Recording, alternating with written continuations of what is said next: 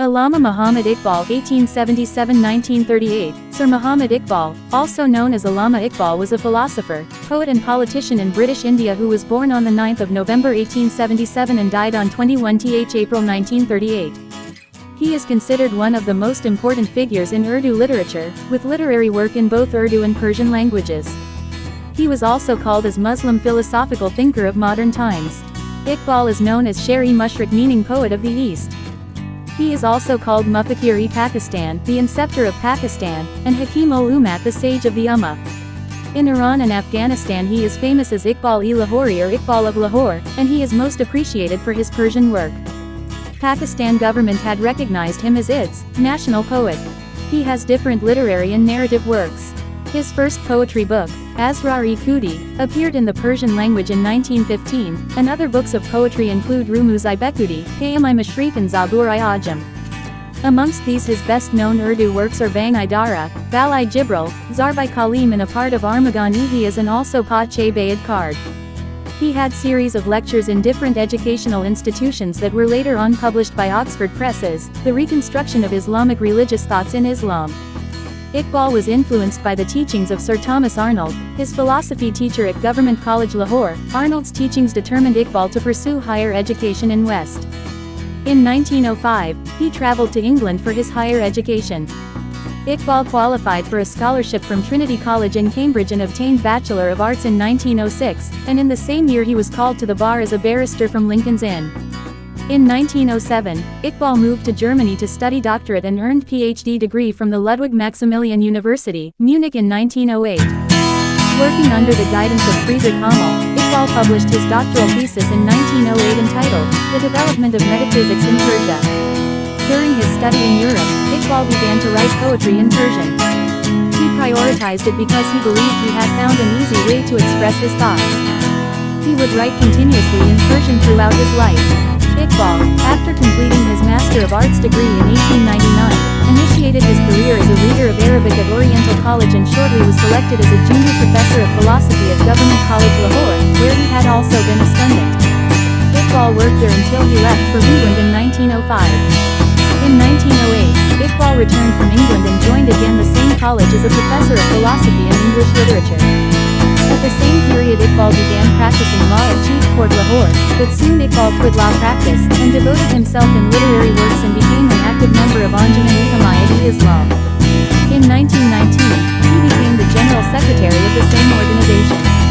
Iqbal's thoughts and his work primarily focus on the spiritual direction and development of human society, centered around experiences from his travels and stays in Western Europe and the Middle East.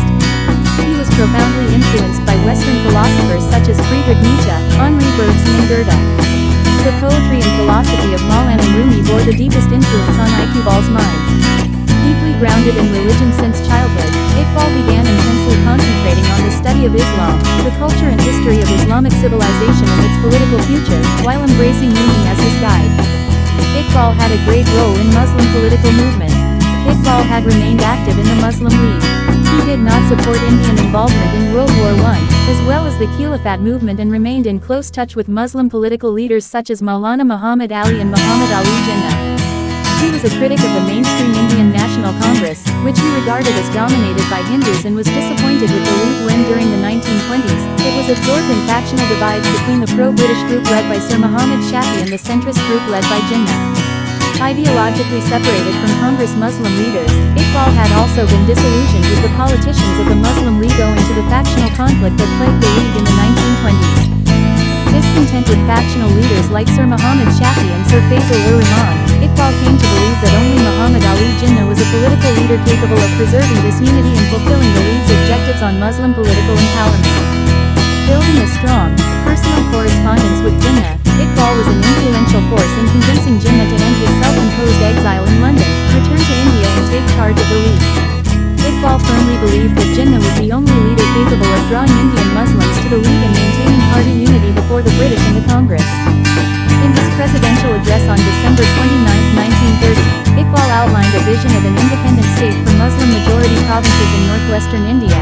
I would like to see the Punjab, Northwest Frontier Province, Sindh and Baluchistan amalgamated into a single state.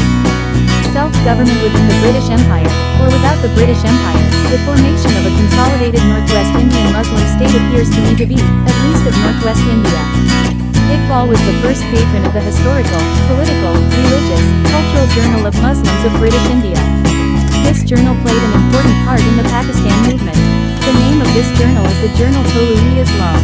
Iqbal wrote 2 books on the topic of the development of metaphysics in Persia and the reconstruction of religious thought in Islam, and many letters in English language, besides his Urdu and Persian literary works, in which he revealed his thoughts regarding Persian ideology and Islamic Sufism, in particular, his beliefs that Islamic Sufism activates the searching soul to a superior perception of life. He also discussed philosophy, God and the meaning of prayer, human spirit and Muslim culture, as well as other political, social and religious problems.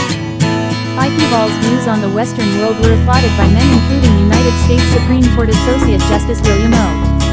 Douglas, who said that Iqbal's beliefs had universal appeal. In his Soviet biography N.P. Anatoly wrote, Iqbal is praised for his passionate condemnation of equal impassiveness, his angry protest against inequality, discrimination and oppression in all forms, i.e., economic, social, political, national, racial, religious, etc. His preaching of optimism, an active attitude towards life and man's high purpose in the world. In a word, he is great for his assertion of the noble ideals and principles of humanism, democracy, peace and friendship among peoples. Iqbal died on 21th April 1938 due to severe throat infection that lasted for long till his death. He will be remembered for good.